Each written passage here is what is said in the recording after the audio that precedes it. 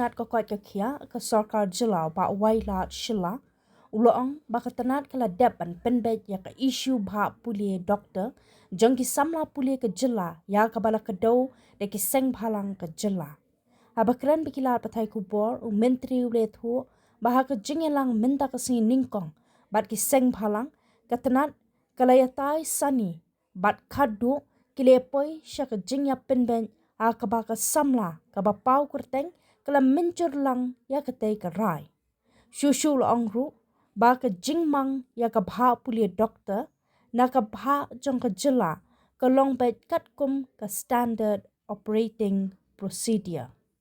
You can see that because of the SOP before, so I think in order regarding the allotment of seat, I think all the parents of the student who came for the counseling, they are quite happy because they got the seat means according to the merit. So no doubt there were some concern raised by some of the NGOs, especially from KSU and JSU. So we have called them, we have met them. So regarding one student who the topper in the reserve category, Khasi Jaitya. So she was supposed to be upgraded to this unreserved because her mark is higher to some of the candidates.